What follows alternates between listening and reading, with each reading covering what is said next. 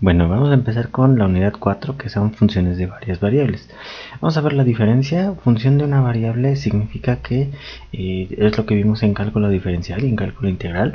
En cálculo diferencial vimos que una función tiene un dominio, la función que va a ser nuestra operación, y el codominio. El codominio son los valores de y que se generan, y los valores de x son todos los valores posibles que nosotros podemos elegir. Pueden ser números positivos, negativos. Por ejemplo, yo escogí que de menos 3 a 3. Las funciones pueden ser diferentes operaciones, pero en funciones de nuestra variable independiente.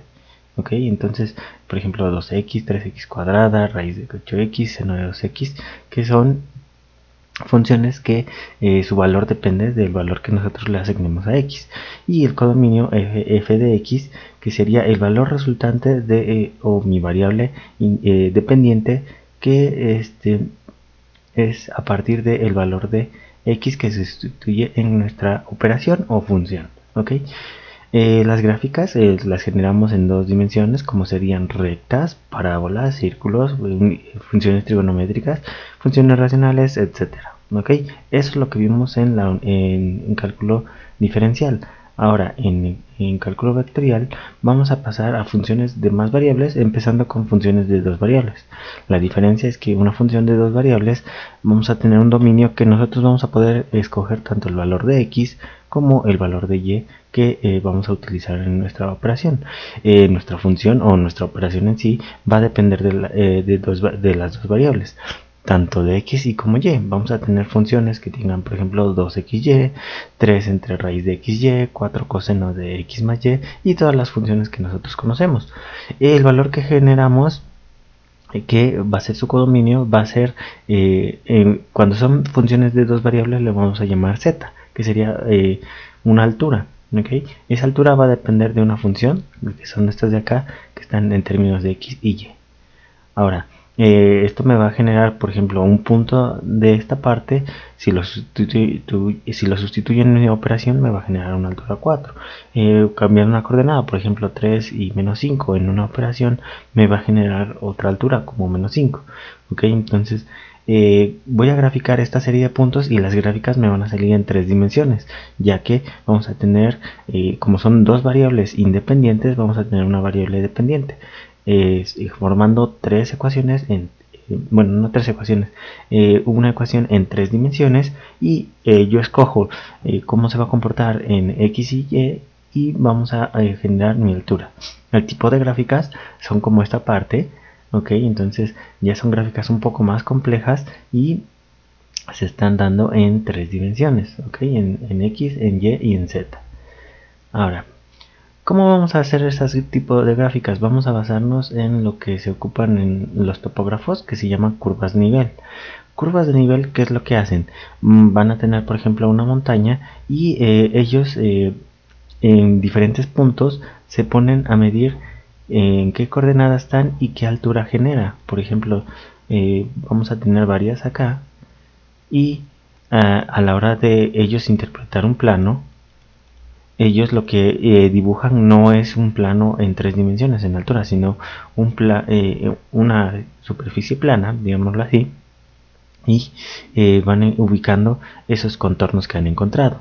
¿Ok? Entonces, un poquito más específico es, si yo por ejemplo tengo una montaña, mi topógrafo se va a parar, por ejemplo, a la altura de 20, y va a empezar a medir todos los puntos que generan esa altura de 20. También ubica todos los que tienen en 40, y así sucesivamente con todos los puntos.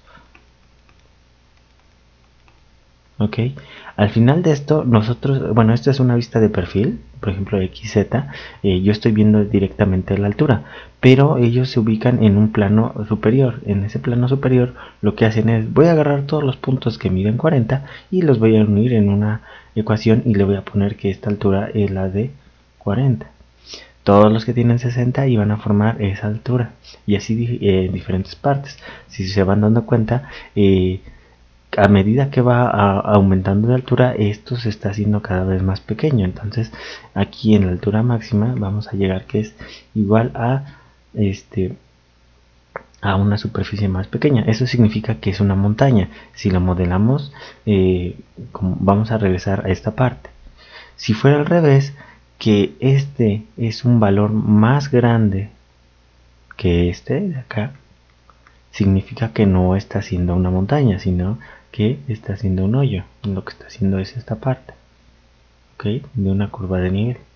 Esa parte, bueno, las diferentes curvas se van a ir haciendo y se van a ir partiendo. Nosotros vamos a partir de ese hecho aquí en cálculo vectorial, y vamos a agarrar y una función. Lo primero que vamos a hacer, vamos a ubicarla que nuestra función va a depender de tanto x y y, f de x, y, o más bien dicho z.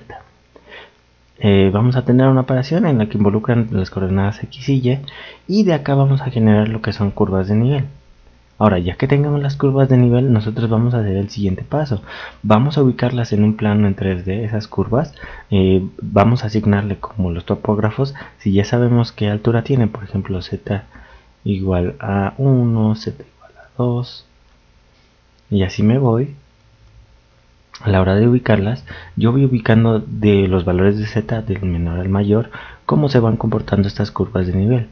Ya que van aumentando y ya las tengo acomodadas, yo lo que hago es unir los contornos y hacer, digámoslo así, como un mallado, y esta me va a generar la superficie que yo quiero expresar.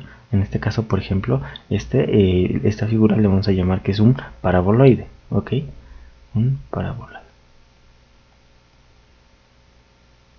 Y básicamente vamos a entrar esta unidad en el territorio de todo lo que se vio en cálculo diferencial, pero lo vamos a abarcar a más de 2 dimensiones, ¿ok? Vamos a empezar con valores de funciones con 2 variables, y ya después vamos a ir avanzando un poquito más en esto.